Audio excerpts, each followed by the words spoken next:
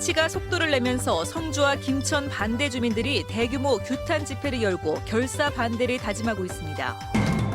대구 국제 섬유박람회와 대구 패션페어가 오늘 처음으로 엑스코에서 동시 개막했습니다. 일부 중국 바이어들은 방문을 취소했습니다. 대구공항 국제선 승객이 많이 늘어나고 있습니다. 대구와 베트남 다낭으로 가는 전기 노선도 다음 달 2일부터 취항합니다. LH 행복주택이 대구 혁신도시에 입주합니다. 주거 약자들에게 큰 보탬이 될 전망입니다. 시청자 여러분 안녕하십니까? 대구 경북 소식 전해드립니다. 섬유와 패션 산업의 현재와 미래를 한자리에서 볼 수 있는 대구 국제 섬유 박람회와 대구 패션 페어가 처음으로 동시 개막했습니다. 하지만 사드 영향으로 일부 중국 바이어들이 방문을 취소했고 앞으로 중국 수출도 차질도 우려되고 있습니다. 권윤수 기자가 취재했습니다. 사상 처음으로 대구 국제 섬유 박람회와 대구 패션 페어가 동시에 개막했습니다. 국제 섬유 박람회에는 10개국 320여 개 업체가 원사와 직물, 산업용 소재, 패션 완제품 등 다양한 상품들을 국내외 바이어들에게 선보이고 있습니다. 산업용 소재, 패션 완제품까지 한자리에서 볼 수 있는 국내 최대 규모의 섬유 패션 국제 전시회로서 섬유 수출의 교두보 역할을 할 것입니다. 대구 패션 페어에는 140여 개 업체가 부스 전시와 패션쇼 등을 통해 올해 패션 경향과 개성 있는 작품을 선보입니다. 차세대 실력 있는 디자이너를 일컫는 넥스트젠 디자이너 작품과 친환경 브랜드, 뷰티 등의 상품들이 눈길을 사로잡고 있습니다.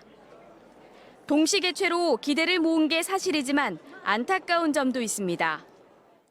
국제 섬유 박람회는 원사와 원단 같은 소재에 초점이 맞춰져 있고 대구 패션 페어는 디자인과 완제품 중심입니다. 그런데 이 두 박람회에서 사드 배치 영향이 조금씩 나타나고 있습니다. 박람회를 찾기 위해 비자까지 발급받은 일부 중국 바이어들이 돌연 방문을 취소했기 때문입니다. 자기는 오고 싶은데 이제 사드 때문에 조금 불이익을 받을 수도 있을 것 같다 이런 얘기를 하시니까. 이미 부스 비용을 지불한 중국 업체들은 부스 전시에 참가했습니다. 또 몇몇 섬유 업체들에 따르면 지금까지 큰 타격이 없었지만 앞으로 중국으로 수출 중단 등 피해가 가시화될 것으로 우려하고 있습니다. MBC 뉴스 권윤수입니다. 대구와 베트남을 잇는 하늘길이 다음 달 열리면서 대구공항 국제선이 14개로 늘어납니다. 올해 대구공항 이용객이 300만 명을 넘을 것으로 보이는데 자동 출입국 심사대 필요성이 커지고 있습니다. 양관희 기자입니다. 다음 달 2일부터 대구와 베트남 다낭을 오가는 전기 노선이 취항합니다. 티웨이 항공이 왕복 주 5회 189석 규모의 항공기를 다낭 노선에 투입합니다.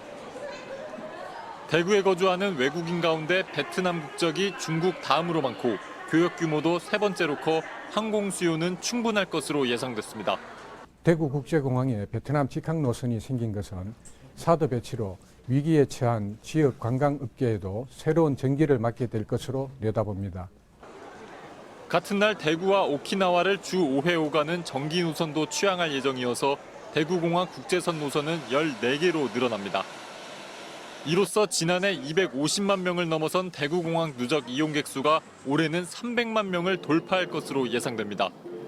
공항 이용객이 급증함에 따라 자동 출입국 심사대 도입의 필요성도 커지고 있습니다.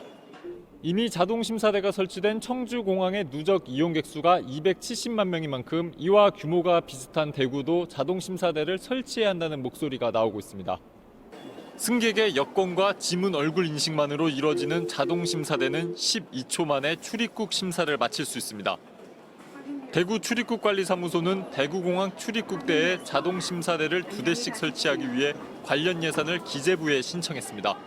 적체를 해소하고 그럼으로써 또 우리 대구공항의 승객이 늘어나는 데 대한 심사관들의 인원 부족한 데 대한 보완책으로서 실행하게 되었습니다. 하지만 아직 예산 투입 여부가 확정되지 않아 예산 확보를 위한 대구시의 노력이 뒤따라야 할 것으로 보입니다. MBC 뉴스 양관입니다.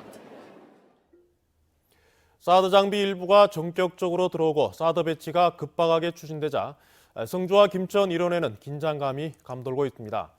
사드 레이더 영향권에 있는 김천에서는 지금 200번째를 맞는 사드 배치 반대 촛불 집회가 열리고 있는데요. 현장에 나가 있는 취재기자 연결합니다. 도성진 기자 전해주시죠. 네, 저는 김천역 광장에 나와 있습니다. 정부의 일방적 사드 배치 결정에 반발하는 김천 시민들의 촛불 집회가 오늘로 벌써 200회째를 맞고 있습니다. 춘래 불사춘, 봄은 왔지만 아직 이곳에는 봄이 오지 않은 것 같습니다. 롯데골프장의 부지를 매입하기 무섭게 그저께 사드 발사대 2대가 국내에 도착했다는 소식이 전해지자 시민들은 격앙된 분위기 속에 집회를 이어가고 있습니다. 사드 레이더 방향에 있는 김천에서는 지난 8월 말부터 김천시청 앞마당에서 시작해 매일 저녁 7시 이곳 김천역 광장에서 하루도 빠지지 않고 촛불 집회가 열리고 있는데요.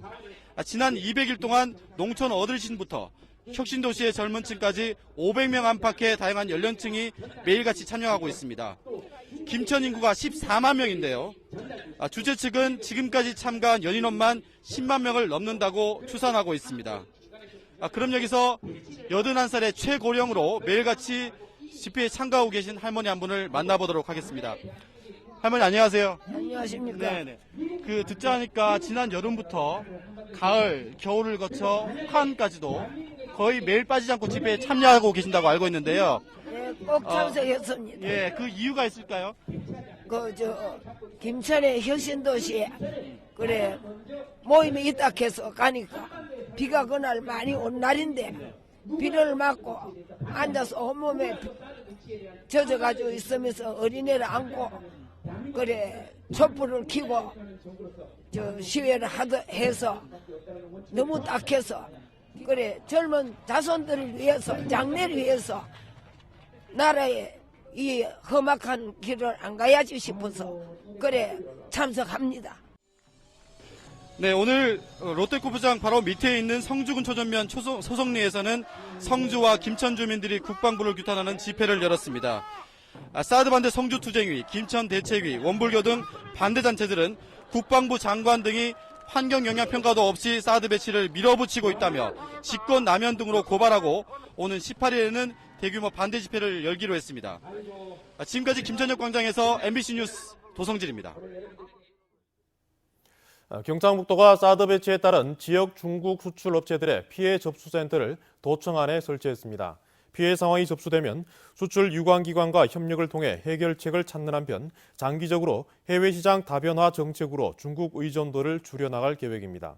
경상북도의 지난해 중국 수출 규모는 전체 수출액의 30% 정도인 117억 달러로 가장 큰 비중을 차지하고 있습니다. 정의당 대선 후보인 심상정 대표가 국민 안전과 국가 안위를 위해 현재 건설 중인 핵발전소 계획 백지화와 함께 2040년까지 국내 모든 핵발전소를 폐쇄하는 내용을 담은 탈핵 로드맵을 발표해 관심이 쏠리고 있습니다.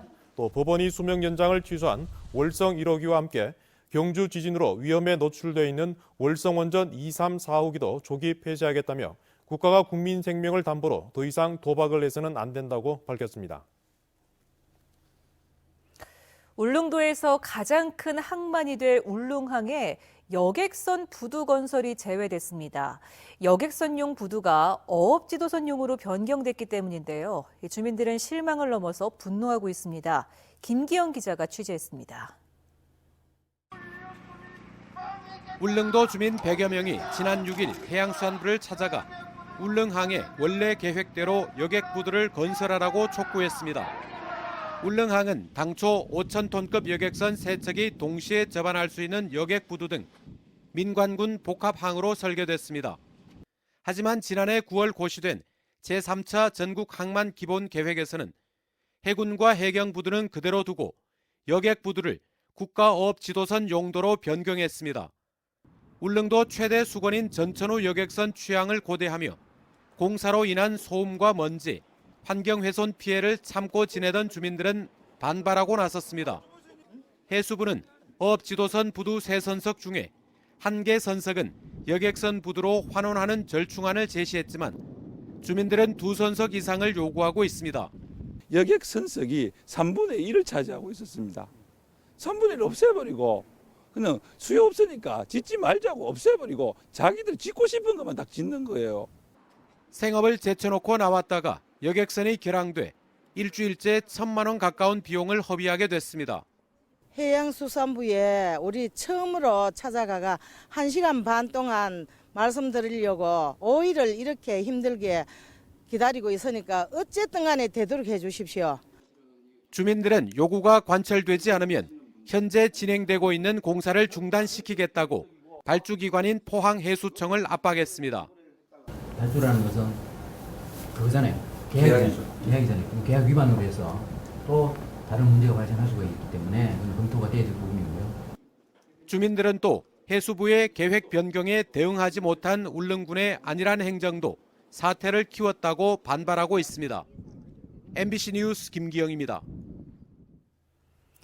오늘 영덕 앞바다에서 어선이 침몰해 선장이 실종되는 등 경북 동해안에서 해양사고가 잇따르고 있습니다. 특히 3월에 해양사고 발생 비율이 가장 높게 나타나고 있는데 어민들께서는 각별히 주의하셔야겠습니다. 박상환 기자입니다. 영덕군 영해면 사진리 동쪽 5km 해상에서 1.7톤 자망어선 YO가 침몰했습니다. 배 안에는 선장 76살 윤모 씨가 타고 있던 것으로 전해졌습니다. 해경은 침몰 중이라는 선장의 신고를 받자마자 경비함정과 헬기, 민간어선 등을 동원해 사고 해점 주변을 수색하고 있습니다. 이에 앞선 지난달 16일 오전 9시 반에는 포항 호미곶 앞바다에서 투망 작업 중이던 선원 1명이 해상으로 추락해 실종됐습니다. 또 지난달 15일 오전 9시쯤에는 포항시 흥해읍 5도 이리양 앞바다에서 1.8톤급 비호 선장 65살 김모 씨가 실종되는 등 해양 사고가 잇따르고 있습니다. 특히 3월에는 해양에서 인명피해 사고가 자주 발생해 어민들의 주의가 필요합니다. 해양수산부의 3월 동해 해역 안전예보에 따르면 최근 5년 동안 3월에 인명피해가 발생한 사고 선박은 8척이었으며 폭발 사고도 1건 발생해 연중 관련 사고의 발생 비율이 가장 높았습니다. 또 최근 5년 동안 3월에 발생한 해양안전사고는 모두 67건으로 기관 손상이 21건, 전복과 충돌 사고도 3건씩 발생했습니다. 포항 지역의 경우 노후 선박 비율이 20%가 넘어 설비 불량과 결함으로 인한 사고 위험도 높은 편입니다. 출항 전 항해 장비, 기관 장비 점검을 생활하고 농무기, 시정 불량 시 무리한 항해나 조업을 자제하고 해상 사고에 대한 경각심을 갖고 운항한다면 충분히 예방하실 수 있습니다. 해양 사고는 자칫 대형 인명 피해로 이어질 수 있는 만큼 철저한 선박 안전 관리가 필요합니다. MBC 뉴스 박상환입니다.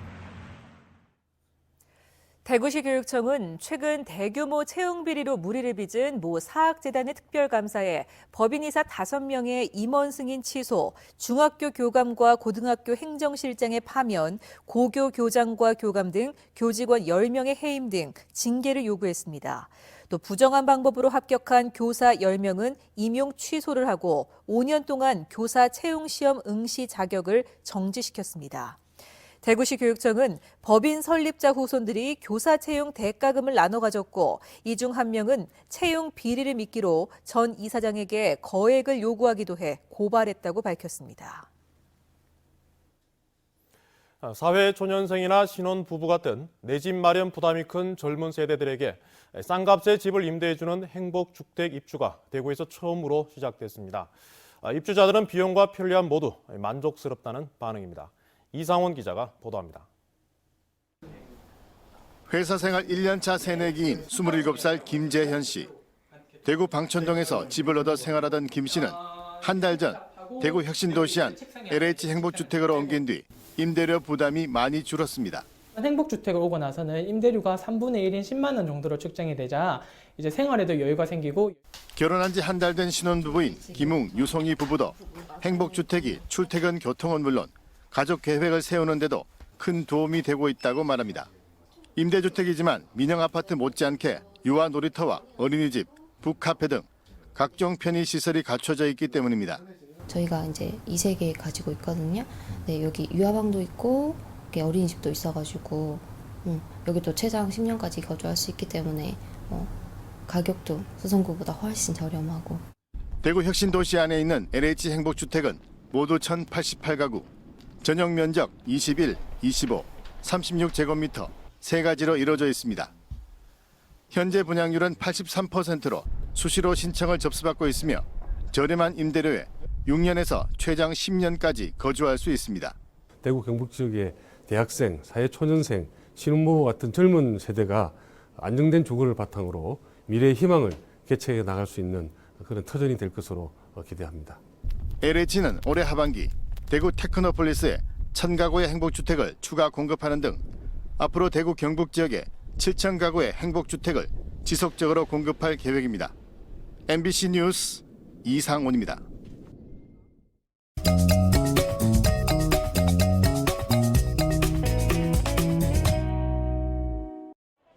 동네 한 바퀴 오늘은 동성로 대구백화점업 광장에 나와 있습니다. 오늘 이곳에서는 세계 여성의 날을 맞아 성평등이 민주주의의 시작이다라는 주제로 다양한 행사가 펼쳐지고 있습니다. 여성들이 겪는 삶의 문제를 제기하고 그러한 대안들을 찾아가기 위해서 시민들과 만나는 자리입니다.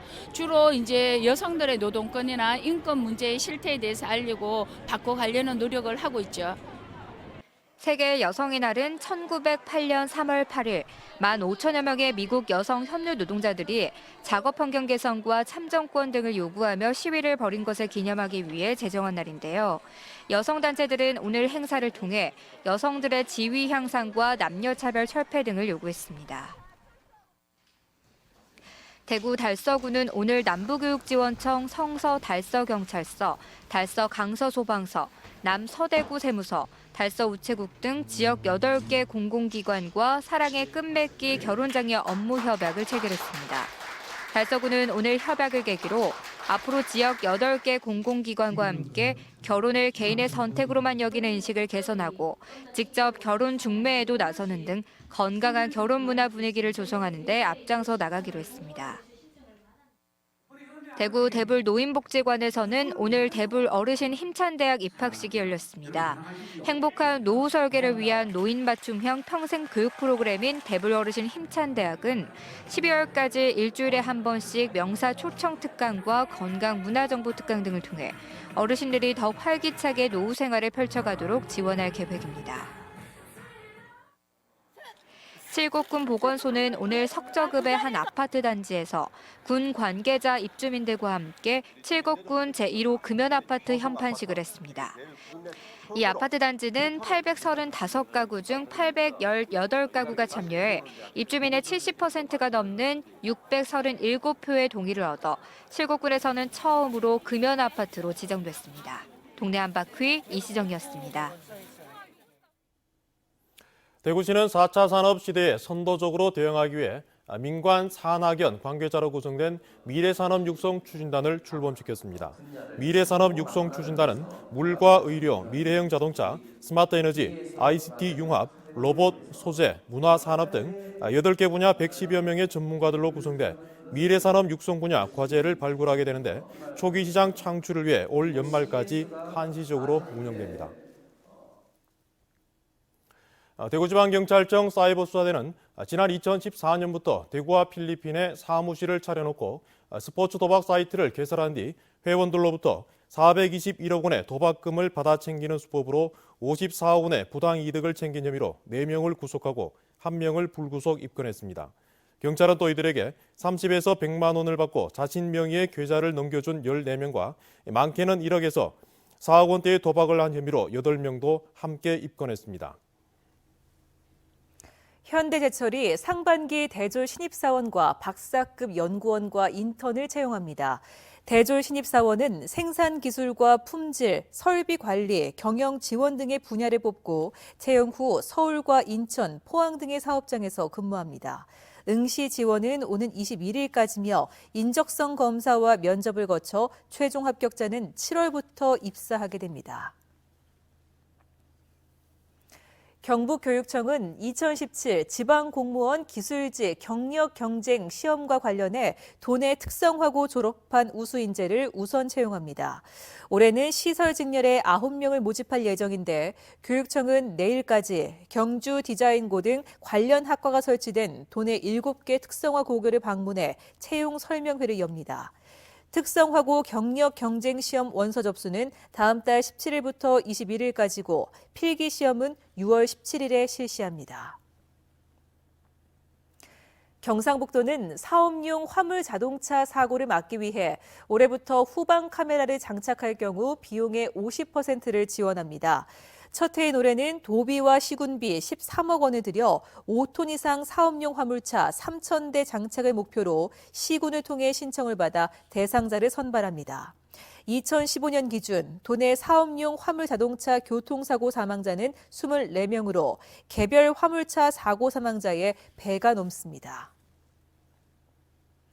청송군이 오늘부터 닷새간 서울 코엑스에서 열리는 2017 리빙 디자인 페어에서 청송 백자 부스를 운영하면서 국내외 바이어와 방문객에게 청송 백자를 마케팅해 전통 자기시장에서의 경쟁력을 높여가기로 했습니다. 지금까지 대구 경북 소식 전해드렸습니다. 시청해주신 여러분 고맙습니다.